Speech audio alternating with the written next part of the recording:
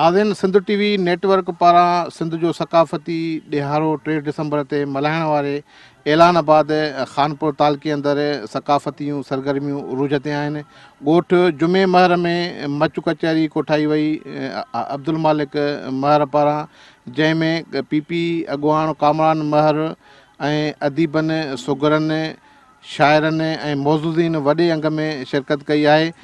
सिंधु सारी सुआ है, सिंधु जी प्यारी सकाफत। ये तो ओढ़ अजरक पाए पटको, ओढ़ अजरक पाए टोपी, ओढ़ अजरक पाए टोपी घोट सोनो थो लगी, ओढ़ अजरक पाए पटको घोट सोनो थो लगी है जो मच कचहरियूं थींदियूं तो सिंधु जी जारी सकाफत।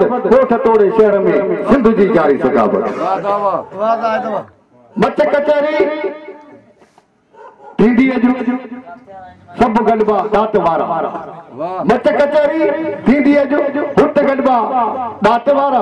ॻोठ ॻोठ शहर शहर रोड रोड में सिंधु जी जारी सकाफत। सिंधु आहे सूंह सारी सिंधु जी प्यारी सकाफत। सिंधु आहे सूंह सारी सिंधु जी प्यारी सकाफत। अबो जनाड़न जो आधार थी पो, जत वणना है रसूओ तो वणकार थी पो, आदो दे होशू जी जान सार थी पो, कयो होश पंहिंजो काॾे तो गुमा, उठी जाग दोदा अगर तो में दमा, हिन टोपी अजरक तोखे कसम।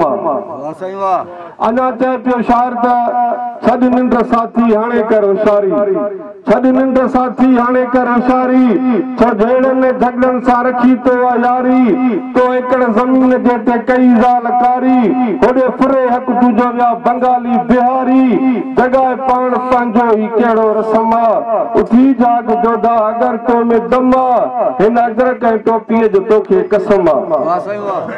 और हिकिड़े दोस्त चयो त सखी मर्द संजे विया आया मूज़ी थी मटा, माखी बदिरो महर चए था पिया न विया वटा, अञा बि आए वेठो आलम चई था लाए वठनि लटा, जेके न घोर कंदा घटा उहे तुंहिंजा तड़ छॾे विया।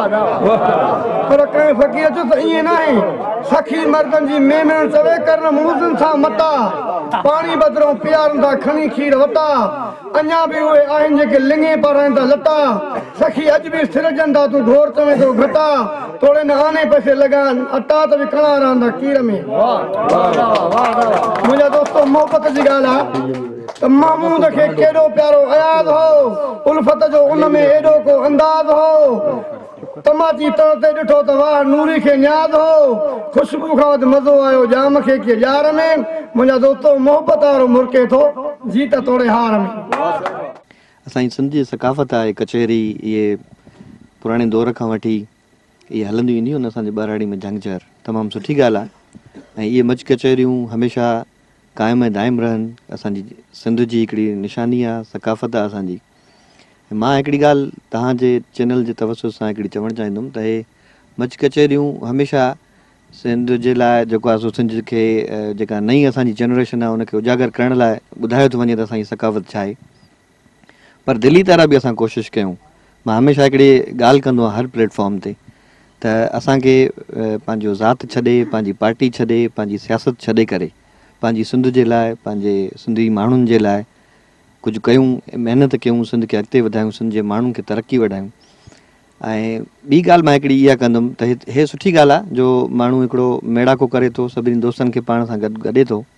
ॿी मां हिकिड़ी नई ॻाल्हि चवंदुमि, शायदि थी सघे थो तव्हां ॿुधी बि हुजे, असां जेकॾहिं हिन सिंध धरतीअ सां प्यारु कयूं था त असां हिन सां सचा थियूं ऐं घटि में घटि ॿियो कुझु न कयूं त असां पंहिंजी सिंध में, पंहिंजे इलाइक़नि में, पंहिंजे ॻोठनि में वण जेकॾहिं असां पोखियूं त इहो हिकिड़ो सिंध सां हिकिड़ो मोहबत जो हिकिड़ो अनोखो हिकिड़ो इज़हार थींदो ऐं असांजी सिंध जेको आहे सो आलूदगीअ खां पाक थींदी।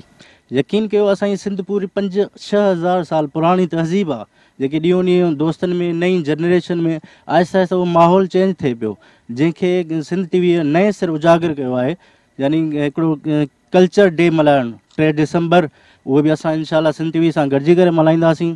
ऐं असां ॾाढा ख़ुशि थिया आहियूं हीअ अहिड़ा मच कचहरी शहरनि में, ॻोठनि में जेके असांजी असुल तहज़ीब हुई, हाणे उनजी उहा सुञाणप आहे, उहा वापसि अची रही आहे। असांखे ॾाढी ख़ुशी थी आहे ऐं सिंध टीवी जा असां निहायत शुक्रगुज़ार आहियूं जो उन्हनि असांखे प्रोग्राम करण जो मौक़ो ॾिनो। असां हीअ ॾींहुं दोस्तो ईद बराबरि भाईंदा आहियूं, पर अञा बि वधीक हिननि जी महिनत आहे रहीम साहब जी जो झर झंग वञी अहिड़ा प्रोग्राम कराए थो। असां वरी बि निहायत ई शुक्रगुज़ार आहियूं सिंध टीवी चैनल जा। हिन ॿूसट जे माहौल में सिंध जी सकाफ़त जेका 5000 साल पुराणी आहे, उन जे लाइ उन जेकी नई हिकिड़ी जेको आहे सो शुरूआति कई आहे, उन जे लाइ बि उनखे मुबारकबाद ॾियूं था। उन सां गॾोगॾु 3 डिसंबर ते जेको आहे सो जेको सिंध जी सकाफ़त जो ॾींहुं मल्हाइण जो जेको ऐलान कयो आहे, उन सां गॾोगॾु असां सिंध टीवी खे इहो यकीन ॾियारियूं था त 3 डिसंबर ते असां जेको आहे सो जथनि जी सूरत में अची करे सिंध जी सकाफ़त खे उजागरण जे लाइ दुनिया खे पैगाम ॾींदासीं त सिंधी माण्हू असां अमन परस्त आहियूं। ऐं सिंधी जी टोपी जेको आहे सो इहे रड़ियूं करे रही आहे त असांजी हिन सिंधी टोपीअ में जेको मेहराब आहे ऐं इन मां इहा असांखे साफ़ ज़ाहिर थिए थो त असांजा जेके वॾड़ा हुया उहे जेको आहे सो नमाज़ी हुया ऐं इस्लाम बि जेको आहे सो असांखे अमन ऐं सलामती जो दरस ॾिए थो। उन जी पोइवारी सिंध जी सकाफ़त बि कई आहे ऐं सिंध जी सकाफ़त बि असांखे अमन ऐं भाईचारा जो पैगाम ॾिए थो। असांजे वॾड़नि जो कचहरी अॼु यादगीरो ॾियराए थो। अॻे असांजा वॾड़ा मच कचहरियूं करे ओताकनि में ॾाढा कचहरियूं कंदा हुआ। सुघड़ बैत नड़ सुर ॾाढा हलाईंदा हुआ। उहे वॾड़नि जो यादगीरो अॼु बि असां मल्हायूं था। जसां उन जवाननि खे जेके ओताक मल्हाए ख़र्च कराए हेॾा कचहरियूं था कराइनि। सलाम आहे अब्दुल ख़ालिक खे बि असांजे तरफ़ां या अली मदद। तो मच कचहरी तमामु पुराणी आहे कंहिं टेम खां वठी, छो त असां वधि में वधि सिंधी वारनि जा थोराइता आहियूं। जो शहरनि में त ॿी ॻाल्हि आहे, पर ॻोठनि में वणनि वस्तनि में ऐं परे परे असां साथ ॾियनि था। असां हुनजा वधि में वधि शुक्रगुज़ार आहियूं। पर इन मुताबिक़ शाह लतीफ़ सरकार जो बैत यादि आयो त सॼणा ऐं साड़े कंहिं आणासीअ विसरी है फतनी हो वतन जन विसारियो। मुंहिंजा दोस्तो छो त हीअ पुराणी ॿोली आहे, असांखे यादि करणु खपे ऐं इन सां असांखे वास्तो खपे। हीअ फ़न आहे शाह लतीफ़ सरकार जी ॿोली आहे ऐं सकाफ़त आहे, असांखे बिल्कुलु यादि करणु खपे। सिंध जी सकाफ़त जीअं साईं अब्दुल मालिक साहब जन फरमायो त बिल्कुलु वाक़ई 5-6 हज़ार साल पुराणी आहे ऐं हिन वक़्तु नई जनरेशन वाक़ई इन खां पोइ ते हटंदी थी वञे।